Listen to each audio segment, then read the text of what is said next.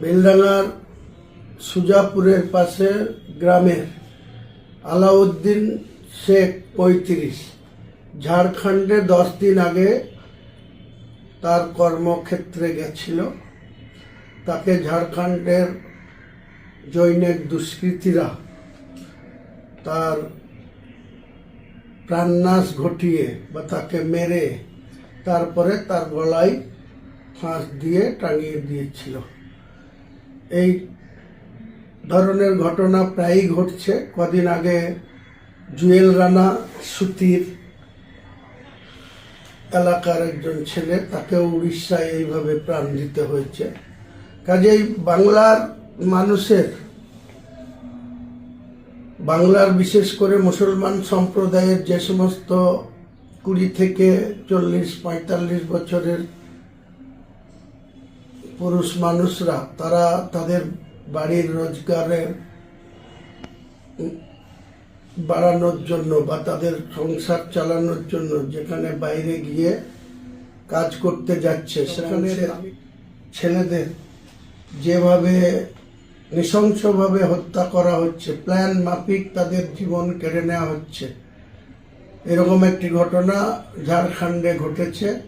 আলাউদ্দিন শেখ বেলডাঙ্গার সুজাপুরের পাশের গ্রামের বাসিন্দা। তো তা নিয়ে আজকে বিক্ষোভ অবরোধ হচ্ছে। আমি বলবো যে এই বিক্ষোভ অবরোধ তুলে নিয়ে শান্তি শৃঙ্খলা বজায় রাখতে বেলডাঙ্গাবাসীকে আমি আবেদন করব। সেই সঙ্গে প্রশাসনকে বলবো, বেলডাঙ্গার প্রশাসনকে বলবো, কয়েকদিন আগে এরকম ঘটনা বেলডাঙ্গার মাড্ডা অঞ্চলের কিছু ব্যক্তিকে নদিয়া জেলার রানাঘাট চাকদা এলাকাতে এইভাবে মারধর করা হয়েছে। এসবগুলার পুলিশ প্রশাসন সঠিকভাবে তদন্ত করে তাদের বিরুদ্ধে পদক্ষেপ করুন। তা না হলে যখন জনরোষ রাস্তায় নেমে আসবে, তখন কিন্তু আপনাদের এই পুলিশ প্রশাসনকে আর কোনো মতেই আপনারা সেই বিষয়গুলা কন্ট্রোল করতে পারবেন না। তখন আরও বড় ধরনের আইন শৃঙ্খলার অবনতি ঘটে যাবে। সেটা আমরা চাই না।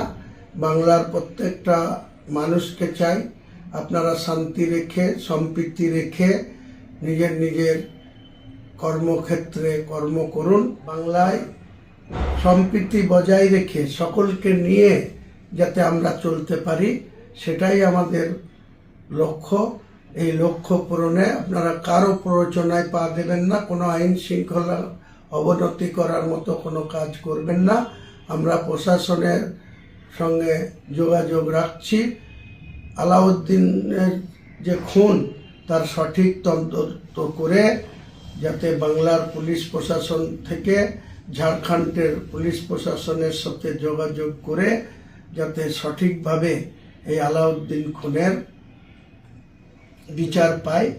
আর বাংলার মুখ্যমন্ত্রীকে বলবো, যখন কোনো অমুসলিম কোনো জায়গায় খুন হচ্ছে, তাদের আপনি 5 লাখ টাকা দিচ্ছেন, আর যখন কোনো মুসলিম পরিযায়ী শ্রমিক খুন হচ্ছে, সেখানে আপনার দৃষ্টি সেইভাবে নেই।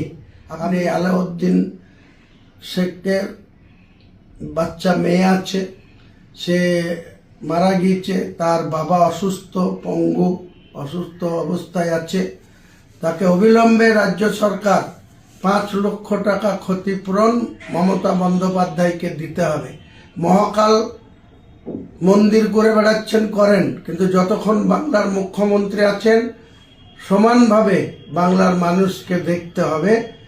হিন্দুদেরও রক্ষা করতে হবে, মুসলিমদেরও সুরক্ষা দিতে হবে। আপনি ভোট নেবেন, সরকারে থাকবেন, আর গোটা রাজ্য জুড়ে মন্দির করে বেড়াবেন, এই জিনিস বাংলার মানুষ আপনাকে আর বরদাস্ত করবে না। আগামী দিনে আপনি যোগ্য জবাব পাবেন।